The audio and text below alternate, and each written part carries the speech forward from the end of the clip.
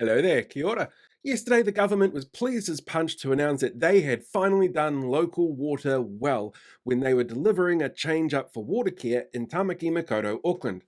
Only let's be real, they would have just called it Auckland because the use of te reo Māori is not something this particular government is all that keen on, and that's not even the big issue here. Now, look, I'm a big fan of giving credit where it's due, so let's give the government credit where it's due. They have managed to stop rates going up 25.8% in water charges for Auckland.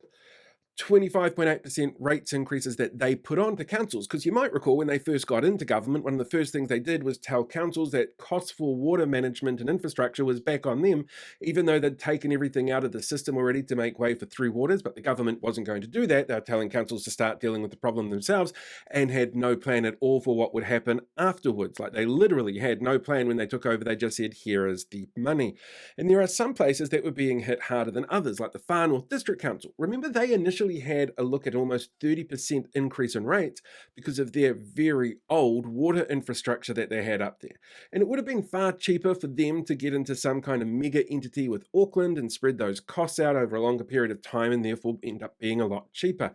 But that, of course, didn't happen. Now, to their credit, Far North District Council has managed to lower their potential rates increase to about 16 to 17% because they're putting off talking about water infrastructure until they've had more feedback from the public. That's bound to end really well. So yeah, credit where it's due. That rates increase of 25.8% was the National Party's doing.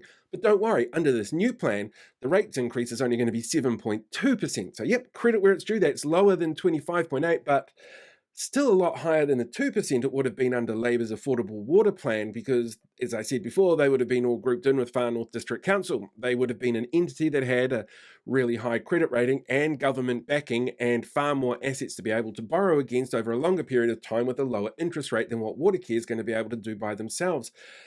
That would have been 2%. So yep, credit where it's due. 7.2% is definitely on the government. And this whole plan is also not actually on the government. You see, what happened was Auckland Council turned around to the government and said, this is what we want to do. And the government said, you know what, let's do it. Now, it might be because it's a really good plan. It might be that it's an alternative that actually works well for everyone. And the council voted for it. They voted unanimously for it. But there is an element here that's not being mentioned. There is a time limit on this. You see, last year, Watercare actually turned around and told Auckland Council that if they didn't have more of an idea as to what was happening with funding going into July 2024, they would not be able to borrow more money for asset management programs, which means water infrastructure falling to pieces, which means all sorts of problems for our largest population area in the country.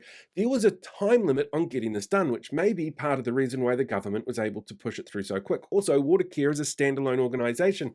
If you're looking at an area like the Waikato or Otago, where you've got a lot of little councils that are going to have to work together, this is not going to be anywhere near as easy or straightforward.